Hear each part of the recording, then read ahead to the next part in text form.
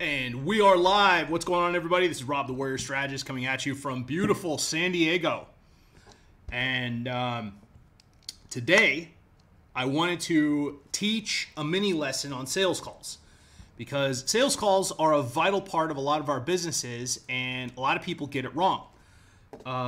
It's not something that we are always born with, the gift of sales. And sales calls are a vital part, mostly if you operate a service-based business. But if you operate a goods-based business, I highly encourage you to use them as well. Today, I'm going to give you some very effective tips. I've got a complete system I'm going to show you that has greatly increased my percentage of sales. And I'm going to show you some of the things that people do wrong in sales calls. Hopefully this will help you guys out. And if you're just tuning in, feel free to say hi. And if you don't know who I am, tell me what you do in comments and introduce yourself. Say what's up. I am a business strategist out of San Diego. I run Shift Advanced Life Design magazine, and I teach visibility and growth tactics. And today, I just said, what the hell? I'm going to shoot a training first thing in the morning, all juiced up on coffee, sent to me. This amazing mug was sent to me by our own Tammy Moses, so thank you, Tammy. And I figured I was going to teach something that would benefit people. So here we go. Let's jump into it. So right off the bat, you should always try and get someone on sales calls, as opposed to maybe using Facebook Messenger, as opposed to even phone calls. There's a thing called a ladder of communication that's super important, because the higher you can take someone up the ladder of communication, the greater the probability of making a sale, because sales are emotional connection. I don't care what anyone tells you. That is the crux of a sale, is emotional connection.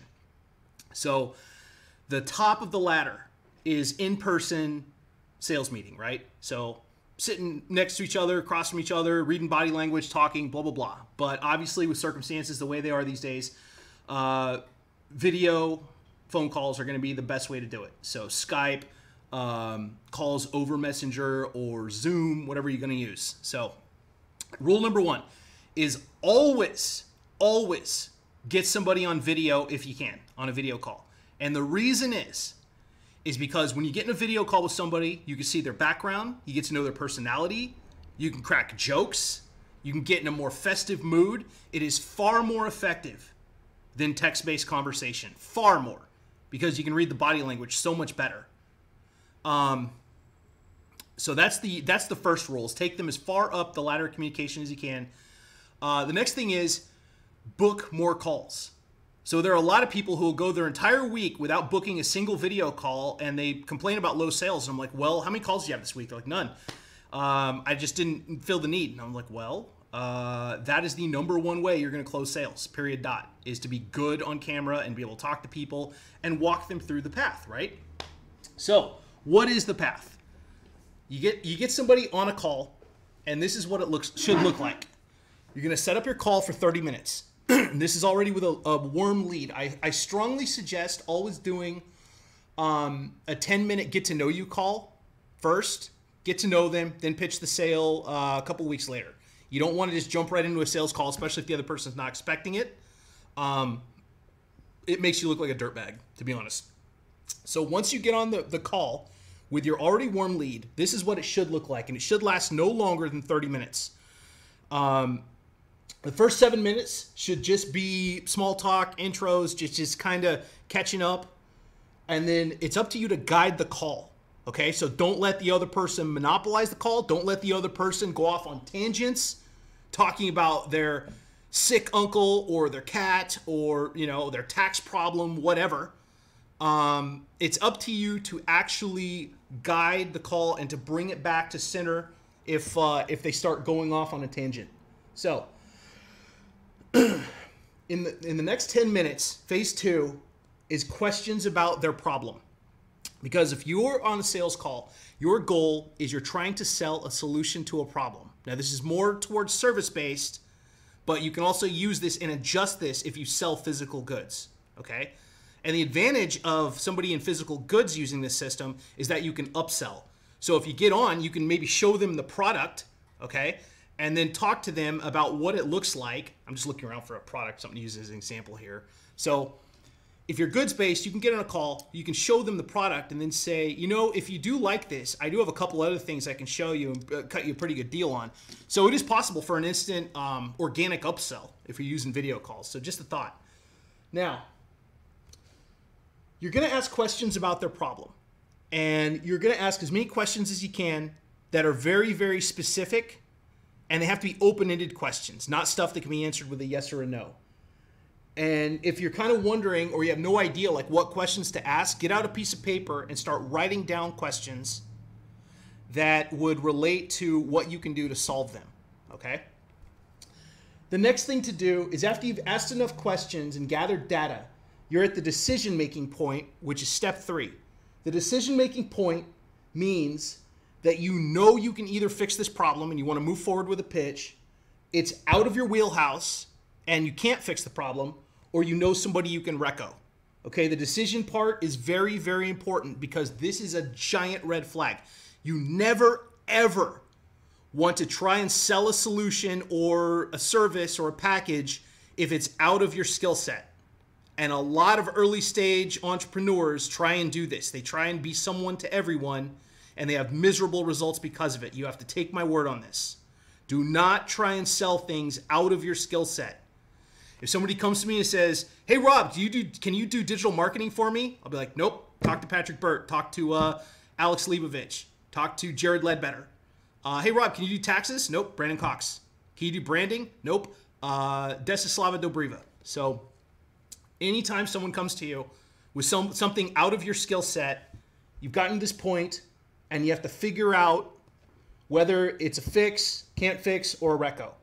So if it is something that is in your wheelhouse and you know you can do this at 150% rate of success, then you can make your pitch. And then you just gently transition. You're like, well, here's the solution we could come up with. I could do this, this, and this. Would you like to move forward with this? Would you like to solve this problem? Would you like to work with me and solve this problem in X amount of time? There's a lot of ways to get the pitch going. If you can't fix it, you either want to recommend somebody else that can in your network that you trust, or you're at a stalemate. And sometimes, believe it or not, you'll get in a call and some people will absolutely just not want to be flexible. They're not going to want to work with you. They're going to kind of lose interest, and that's okay too. That's why I consider the stalemate, and don't be rude about it. Just, keep going, give them a couple more minutes, and then thank you for your time, the call, blah, blah, blah, and just be polite. Stalemates are fine. And then if it's a reco, if you know somebody, then you bring in another expert, okay? So let's go back. You've isolated that you can fix this problem, that this is in your wheelhouse. You'll be able to do something amazing for them. So then you give the pitch. Now this is a giant, giant part of why people mess up their sales calls. You've gotten to this point. You know you can fix it. You pitch them. You have to listen to what they say very carefully, because this is at the point where people blow a potential sale. Because the answer from the client or the prospect is going to be yes, no, or soft no. Okay? And most people don't even think about this. They accept a soft no as a hard no. And there's a big difference. When you get a no answer, you need to find out why. You need to ask at least 2 more questions. And one of these are going to come up. Now, I don't advocate being a pushy salesperson. I'm not Grant Cardone. All right. I don't advocate like being super aggressive or trying to chase a sale if somebody can't afford you, or if it's going to, put them in debt. I'm a very ethical person. I believe in Stephen Kuhn's hit philosophy of honesty, integrity, transparency. But if somebody gives a no and it's kind of nebulous and you're not sure why, just ask them. And just say, could I ask why it's a no at this time? I'm just kind of curious, And they're either going to say usually one of these 4 things. The expense, okay, I can't afford it. The timing is wrong. I doubt you can fix this, or they have doubts on your abilities, or they're just indecisive. And if they're indecisive, that's a red flag. Because if they're indecisive about even making the decision to hire you, they're going to be indecisive when you work with them and then you have to ask them to do things, and they're not going to do it. Okay, so we all know Chris Griffith. He does mortgage stuff. So if Chris had somebody that was indecisive, and let's say that Chris asked them to fill out a bunch of paperwork, if they're indecisive, they might take 5 months to get this paperwork back to them. So this is why you have to be very careful with indecisive people. You want to work with people that are strong decision makers, even if that decision's no. Now, if you get the expense feedback and they say, well, I can't afford it right now or it's too expensive, you can absolutely offer them a payment plan if you want, or steer them to a lower priced service. Just give it a shot. If the timing's off, this is a soft no thing, and you need to listen. You need to listen to this very carefully, because if the timing's off, they might say something like, well, I really like this. This is great. I got to wait till I get paid in like 30 days. And that's fine. So if you get some type of a soft no, but it's not a hard no, then you need to make something called a warm leads list. A warm leads list is a list of people that show great interest in what you're selling. They're having fun on the call. They're having a good time. You need to write down their name, and you need to get back to them. Okay, this is my warm leads list. Every X means I've taken them up the ladder from video call to proposal to invoice to paid. A lot of you will make a lot more money if you start a warm leads list, because guess what happens? And you can, if you have a CRM or some type of like organized software that can track your CRM crowd, using terrible verbiage today, even better. I'm old school. I believe in paper. It's just my own personal choice. But honestly, automate it if you can, or get somebody to manage your CRM for you. Jacqueline Paxton has some great software for this, so I'd highly advise reaching out to her. The next thing to think about is when you have your soft no's, get them on the warm leads list, and then pay attention to why they said no. Like I said, sometimes it's timing. Sometimes they just can't afford it, in which case make it affordable. And if their idea of what they can pay versus what your rates are vastly different, it's perfectly okay to just be polite and then, in the call. Some people just are going to be real interested up front in your services and then not be able to afford you, and that's fine. Always have some type of solution, though, where you can create value, even if it's just to steer them to a free video or a free ebook you wrote or something. You can always turn that connection into a valuable asset, even if it doesn't lead to a sale.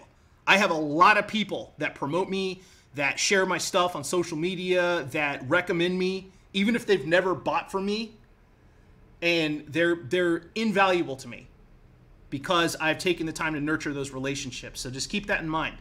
Some people get real salty on calls if a no is given and if they don't make the sale. Don't ever be that person.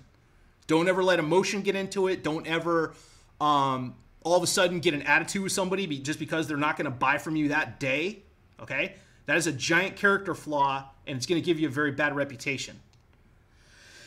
I had a sales call like 4 years ago with somebody, and she was really trying to sell me on her program, and I flat out just told her I couldn't afford it at this time. I wasn't really interested, and she started screaming at me. She called me resistant like 5 times, and just started getting more and more emotionally unbalanced as the call went on.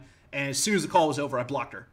And so that's a very important lesson, is to take a no gracefully, to find out the why behind the no, but to not burn the bridge if the person's cool. All right. So let's recap really quick what we learned today. We learned that you should always get somebody on a video call. You should get on as many video calls as you possibly can during the week, because the added video calls equal added sales. You should create a system, looks kind of like this, to take somebody through the sales path during the call. And then the decision part is super important. And always give a reco if it's out of your skill set, because you're creating business for somebody else and you're making sure the job gets done properly, even if you can't do it. If you get the no, isolate between a hard no and a soft no. And if you get a soft no, find out why, and then add them to your warm leads list. The warm leads list has made me what I call future money. It means I can go back to it. I can say this person wanted to be featured in my magazine. They just couldn't afford it. So I'm going to come back to them 15 days later. This person liked what I was doing, but their daughter was just in a car crash and they said to get back to them in 3 weeks. So boom. Warm leads list is the top tip I'm going to give you today. It's going to change everything. And what you want to do, the way that I have mine set up, you want to set it up so that you're tracking the path. The path is video call. If it goes well, proposal. Then you just send the invoice. Then did it get paid? That's it. This is how I track. Super old school, super effective. All right. Thanks so much for checking out this video. If you have any questions, feel free to reach out to me. Also, if you need business tips or to read some really cool articles about entrepreneurship, check out Shift Life Design. Completely free to read. Just go to shiftlifedesign.com. All right. That'll do it for today. Thanks for tuning in. This is Rob the Warrior Strategist out of San Diego, and I will catch you next time. Have a great day.